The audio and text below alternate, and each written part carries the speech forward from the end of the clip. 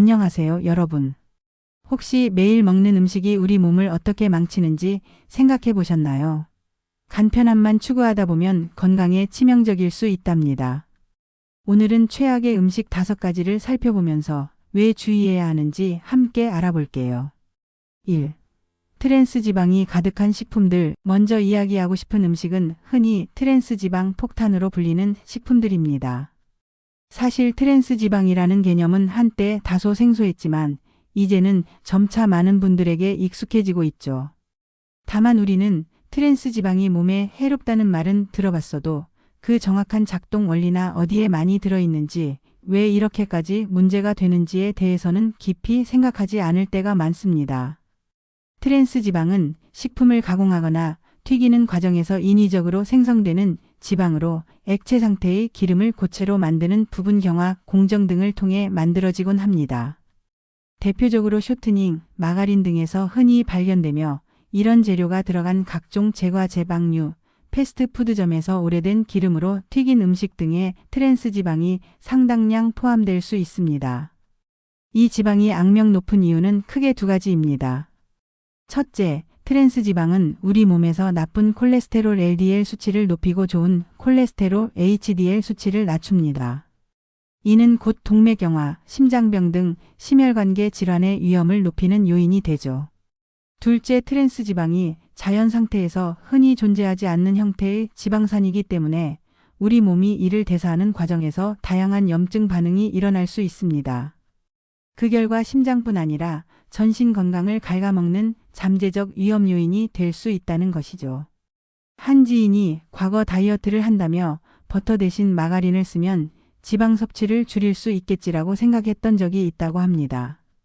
그런데 막상 살펴보니 마가린에 들어있는 트랜스 지방이 오히려 더 해롭다는 사실을 알고 충격을 받았다고 해요. 이런 식으로 다이어트나 건강을 의식해서 혹은 버터보다 저렴하고 쉽게 구할 수 있다는 이유로 마가린이나 쇼트닝을 선택했지만 장기적으로 보면 더 안 좋은 결과를 초래할 수 있다는 점을 꼭 인지해야 합니다. 여기서 중요한 오해 하나를 짚고 넘어가고 싶습니다. 어떤 식품 포장지에는 트랜스 지방 0지 또는 무 트랜스 지방이라고 표시되어 있지만 사실 이 말은 완전히 0이라기보다 일정 기준치 미만이면 0지로 표기할 수 있다는 뜻이기도 합니다.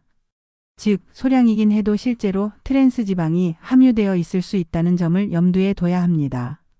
그래서 성분표를 꼼꼼히 보면서 쇼트닝이나 부분 경화유 등의 단어가 들어있으면 가급적 피하는 것이 좋겠죠.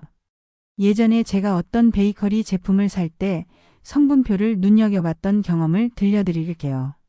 제품 전면에는 버터 풍미 가득이라고 써 있어서 처음엔 버터를 진짜 많이 썼나 보다라고 생각했습니다. 그런데 정작 자세히 보니 식물성 지방 부분 경화유, 쇼트닝, 마가린 등이 길게 적혀 있었죠.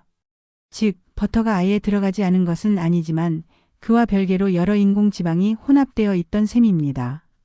실제 맛도 버터 맛이라기보다는 그 특유의 인공적인 부드러움이 강하게 느껴지더군요. 이후로는 빵이나 과자를 고를 때 조금 더 꼼꼼히 뒤쪽 라벨을 살펴보는 습관이 생겼습니다. 트랜스 지방을 완전히 끊는 것은 현실적으로 쉽지 않을 수 있습니다. 외식이나 간편식을 먹다 보면 예상치 못한 곳에서 트랜스 지방이 포함될 수 있기 때문이죠. 하지만 적어도 이런 류의 식품에는 트랜스 지방이 많을 수 있다는 인식을 갖고 선택을 조절하는 노력은 필요합니다. 저 역시 평소에는 가급적이면 집에서 직접 버터를 써서 요리하거나 재료 본연의 맛을 살리는 쪽으로 신경을 쓰고 있습니다. 트랜스 지방은 한번 축적되면 몸에 좋지 않은 영향을 장기간 미치게 되므로 조금씩 매일 들어오는 나쁜 기름에 대한 경각심을 가져야 할 것입니다. 2. 과도한 당류가 들어간 식품들. 다음으로 주목해야 할 음식군은 바로 과도한 당류입니다. 우리가 일상에서 달달한 음료나 간식을 얼마나 자주 접하고 있는지 한번 떠올려 보세요. 아침에 정신을 깨우기 위해 달콤한 라떼를 사 마시고 점심에 디저트로 케이크나 쿠키를 먹고 오후에 피곤하면 초콜릿바나 탄산음료를 찾기도 합니다. 여기서 끝나지 않아요. 각종 소스 케첩, 바비큐 소스, 타르타르 소스 등에도 엄청난 양의 당류가 포함되어 있을 수 있습니다. 설탕이 많으면 맛은 일단 좋고 뇌에서 즉각적으로 행복 호르몬이 분비되는 느낌을 주기 때문에 쉽게 빠져들 수 있는데요. 문제는 이렇게 섭취한 단맛이 혈당을 급격히 올린 뒤 곧 빠르게 떨어뜨리면서 우리 몸에 무리를 준다는 점입니다. 혈당이 출렁이게 되면 에너지가 금방 고갈되고 피로감이 커지거나 심리적인 불안정이 생길 수도 있습니다. 장기적으로는 인슐린 저항성이 증가해 당뇨병의 위험도 커지게 되죠. 주변에서 흔히 볼 수 있는 오해 가운데 하나는 설탕만 빼면 괜찮다라는 겁니다. 그래서 무가당, 저당 등의 표시를 보고 안심하시는 분도 많죠. 하지만 정작 그 제품을 보면 과일 농축액, 물엿, 프록토올리고당, 시럽 등 다양한 형태의 당분이 섞여 있을 때가 있습니다. 겉보기에 설탕만 안 들어갔을 뿐이지 실제로는 충분히 높은 당 함량을 갖고 있을 수 있다는 뜻이지요. 설탕 대신 건강에 좋은 올리고당이 들어있으니 괜찮다 라고 생각하기 쉽지만 결국 당은 당이니까요. 실제로 저도 한때 다이어트 중이니까 설탕은 피해야지 하는 마음으로 각종 과일 주스나 무설탕 표기가 된 커피 음료를 많이 마셨던 적이 있어요. 그런데 성분표를 보다 보니 과일 농축액이나 다양한 시럽이 들어있어서 생각보다 높은 칼로리와 당분을 섭취하고 있더군요. 당시에 이건 사기 아니야? 라고 분개했던 기억이 납니다. 사실 식품회사 입장에서는 맛을 내기 위해 여러 당류를 넣을 수밖에 없고 또 설탕 무첨 감안으로도 충분히 상품성이 있다고 판단하니 그렇게 하는 거죠. 너무 달게 먹는 습관이 한 번 자리 잡으면 점점 더 강한 단맛을 찾게 됩니다. 이는 단순히 기호가 아니라 뇌가 단맛에 둔감해져 더 큰 자극을 원하는 현상일 수도 있어요. 그러다 보면 아침부터 밤까지 당 폭탄을 매일매일 조금씩 축적해가게 됩니다. 그리고 어느 순간 체중이 급격히 늘거나 잦은 피로와 집중력 저하, 심지어는 지방간이나 당뇨 초기 진단을 받을 수도 있는 거죠. 가장 확실한 방법은 우리가 섭취하는 당류의 양을 조금씩 줄여나가는 것입니다. 예를 들어 커피를 마실 때 시럽이나 설탕을 아예 빼거나 반만 넣도록 조절하고 음료수 대신 물이나 탄산수를 마시는 습관을 들일 수 있겠죠. 간식을 고를 때도 너무 달게 느껴지는 제품보다는 견과류, 과일 혹은 당 함량이 낮은 간식을 천천히 즐기는 편이 낫겠습니다. 처음엔 밋밋할 수 있지만 점차 입맛이 바뀌면서 자연스럽게 단맛에 대한 갈망이 줄어드는 걸 경험하게 되실 거예요. 3. 짠 음식 과도한 나트륨 섭취. 세 번째로 꼽고 싶은 최악의 식습관은 나트륨 과다 섭취입니다. 짠맛은 음식 맛을 결정짓는 핵심 요소 중 하나이고 특히 한국 식문화에서는 간장, 된장, 김치, 젓갈 등 소금이 많이 들어가는 음식이 일상적입니다. 여기에 라면, 인스턴트 식품, 패스트푸드, 각종 소스류까지 생각하면 우리가 매일 먹는 식단 중 상당수가 과도하게 짠 편에 속한다 해도 과언이 아니죠. 나트륨을 과하게 섭취하면 혈압이 상승하고 심혈관 질환이나 뇌혈관 질환의 위험을 높인다는 사실은 여러 연구로 이미 널리 알려져 있습니다. 또한 나트륨이 많으면 몸속에 수분이 정체되어 쉽게 붓게 되는데 이 부종 현상이 반복되면 혈관과 심장에 부담이 가중될 수밖에 없죠. 어젯밤에 라면 먹었더니 얼굴이 퉁퉁 부었다는 경험 거의 모든 분들이 한 번쯤은 해보셨을 텐데요. 이런 일이 계속된다면 생각보다 빠른 시일 내에 몸에 이상 신호가 나타날 수도 있습니다. 흔한 착각 중 하나가 나는 집에서 소금을 거의 안 쓰니까 괜찮을 거야 라는 것입니다. 물론 집밥을 짜지 않게 먹는 건 분명 좋은 습관이지만 문제는 우리가 간식이나 외식, 가공식품을 통해 이미 많은 나트륨을 섭취하고 있다는 사실입니다. 과자, 햄버거, 샌드위치, 심지어 빵이나 치즈에도 제법 짠맛이 숨어 있을 수 있습니다. 단맛이 강해서 짜지 않다고 느껴도 풍미를 위해 염분이 추가된 사례가 꽤 많습니다. 또 다른 오해는 천일염이나 히말라야 소금은 괜찮지 않나 하는 부분입니다. 물론 이런 소금에는 미량의 미네랄이 포함되어 있을 수 있지만 주성분인 염화 나트륨의 NaCl 자체는 크게 다르지 않습니다. 과하게 섭취하면 몸에 부담이 되는 것은 마찬가지예요. 결국 중요한 것은 어떤 소금을 쓰든 얼마나 적게 쓰느냐가 핵심이지 소금의 종류가 조금 바뀐다고 해서 짠맛의 해악이 크게 달라지는 건 아니라는 것입니다. 저는 평소에 국물 요리를 좋아해서 예전에는 라면이나 찌개를 먹을 때 국물을 거의 다 마시곤 했습니다. 그런데 건강검진 결과 혈압이 약간 높게 나온 적이 있었고 의사 선생님이 국물 섭취를 좀 줄여보라는 조언을 해주셨어요. 처음에는 습관적으로 국물을 다 마시다가 참고 숟가락을 놓는 게 쉽지 않았지만 의식적으로 줄이다 보니 점차 적은 양으로도 만족을 느끼게 되더군요. 이처럼 사소한 습관부터 조절해보는 것이 좋은 출발점입니다. 실제로 짠맛에 익숙해진 미각은 시간이 지나면 어느 정도 다시 민감해집니다. 처음에는 싱거워서 도저히 못 먹겠다고 느낄 수도 있지만 23주만 지나도 맛의 기준이 달라져요. 여기에 허브나 향신료, 마늘, 양파 등으로 맛을 보충해주면 의외로 싱겁게 먹는 습관을 어렵지 않게 만들 수 있습니다. 이렇듯 나트륨 줄이기는 건강을 위해 아주 중요한 과제이고 그 효과는 생각보다 빠르게 나타난답니다. 4. 가공육. 네 번째로 우리가 주의 깊게 살펴봐야 할 음식은 가공육입니다. 대표적으로 햄, 소시지, 베이컨, 육포 등이 있죠. 가공육이 문제가 되는 가장 큰 이유는 고기를 오래 보관하고 식감과 맛을 유지하기 위해 질산염, 아질산염, 착색제, 발색제 등 각종 첨가물이 쓰인다는 점입니다. 또 대개 나트륨도 아주 많이 들어 있습니다. 2015년에 세계보건기구 WHO 산하 국제암연구소 IARC가 가공육을 1군 발암물질로 분류하면서 전 세계가 한바탕 들썩였던 기억이 있을 겁니다. 물론 가공육을 조금만 먹어도 금방 암에 걸린다는 뜻은 아니지만 장기간 습관적으로 많이 먹으면 대장암이나 직장암 등의 위험이 유의미하게 높아진다는 연구 결과가 누적되어 있었던 거죠. 이 와중에 그럼 고기를 아예 먹지 말아야 하나? 라고 걱정하시는 분들도 있는데 신선한 육류 자체를 적절히 섭취하는 건 문제가 되지 않습니다. 오히려 단백질, 철분, 비타민 등 영양소를 공급하는 중요한 식품이죠. 다만 그 육류를 가공하여 각종 첨가물과 과도한 염분을 더해 만든 가공육 형태로 즐길 때가 문제라는 겁니다.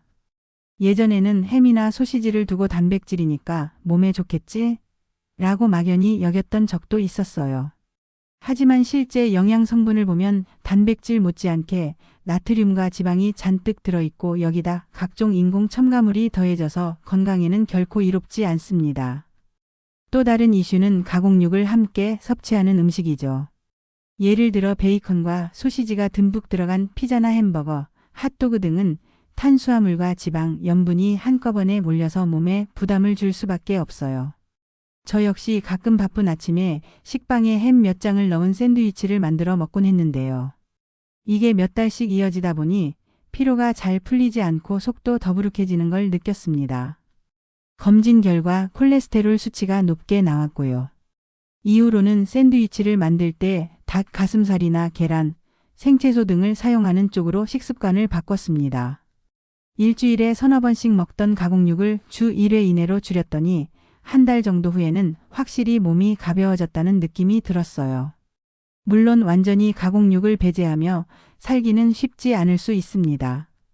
때론 맛이 당기기도 하고 빠른 조리와 간편함 때문에 찾게 되기도 하죠. 그럴 때라도 매일 먹지 않는다. 소시지나 햄 대신 신선한 육류를 선택한다. 같은 기준을 정해두면 가공육의 해악을 상당 부분 줄일 수 있습니다. 인스턴트 라면 및 즉석식품. 마지막 5번째 음식은 바로 인스턴트 라면과 즉석식품입니다. 현대 사회에서 바쁘게 사는 많은 분들에게는 라면이 때론 삶의 한 부분이죠.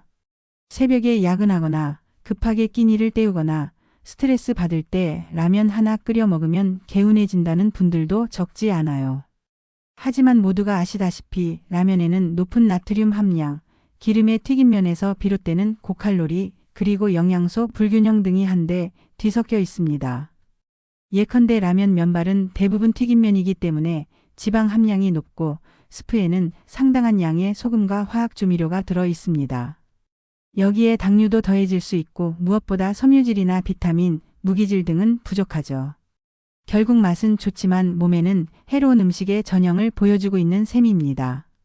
한두 번 먹는 것으로 당장 큰 병이 생기진 않겠지만 자주 먹으면 누적된 부담이 혈압 상승, 체중 증가, 혈관 질환, 대사 이상 등으로 이어질 수 있습니다. 즉석식품 역시 마찬가지입니다. 즉석밥, 즉석카레, 파우치 형태의 국탕찌개 등은 조리하기 편리하고 유통기한도 비교적 길어서 바쁜 현대인들에게 매력적인 선택지가 됩니다.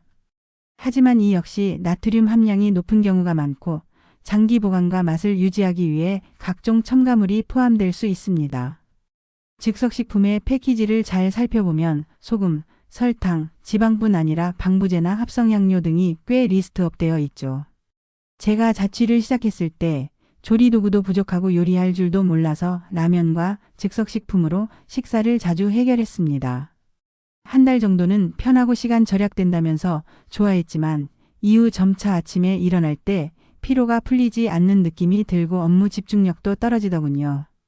결국 건강검진 결과 콜레스테롤 수치가 올라가 있고 체중도 오케이지 가까이 늘어 있었습니다. 의사 선생님이 신선한 채소와 단백질 위주로 식사를 바꿔보라고 하셔서 그제야 식습관 개선에 신경 쓰기 시작했죠. 그럼 라면이나 즉석식품을 아예 끊어야 하나요? 라고 물어보신다면 현실적으로는 완전히 끊기가 쉽지 않을 겁니다. 다만 섭취 빈도를 줄이고 가능하면 라면을 끓일 때 스프를 절반 정도만 넣거나 채소나 달걀 등을 추가해 영양과 포만감을 보완하는 식으로 조리법을 조금씩 바꿀 수 있겠죠. 즉석식품도 마찬가지로 평소 식사 대비 간편 대용 정도로 최소화하고 최대한 다양한 영양소를 섭취하려는 노력이 필요합니다.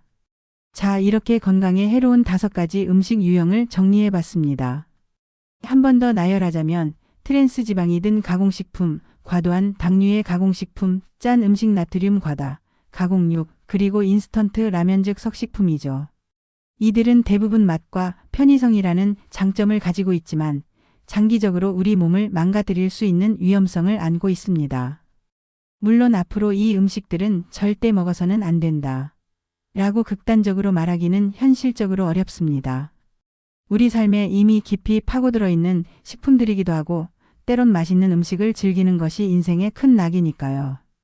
다만 제가 강조하고 싶은 건 섭취 횟수와 양을 적절히 조절하고 먹을 때 조리법이나 식단 균형에 조금만 더 신경 쓰자는 겁니다. 작은 실천이 쌓이면 분명 몸은 변화에 반응하기 마련입니다.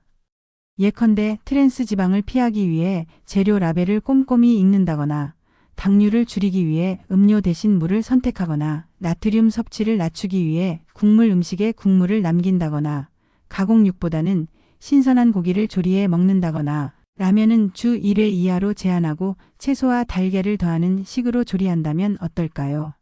처음에는 번거롭게 느껴질 수도 있지만 이 모든 것들은 습관화만 되면 그리 어려운 일이 아니랍니다.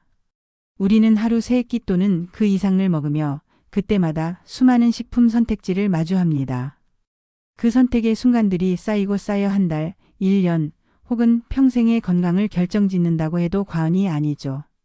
이번 이야기가 여러분의 식생활을 다시 돌아보게 만드는 작은 계기가 되었으면 좋겠습니다. 건강이란 한순간에 이루어지지 않습니다. 꾸준한 관심과 노력이 필요해요. 좀 더 건강하게, 좀 더 오래 활기차게 살자라는 목표를 가진 분들이라면 오늘 소개한 음식들을 조금만 조심해 보시는 건 어떨까요? 맛있는 식사도 적당히 즐기면서 질병 없이 오래도록 행복하게 사는 길이 바로 그 작은 조절과 선택에 달려 있습니다. 이번 영상이 유익하셨다면 좋아요와 구독도 부탁드립니다. 댓글로 여러분의 경험담이나 질문을 남겨주시면 저도 성심껏 답해드릴게요.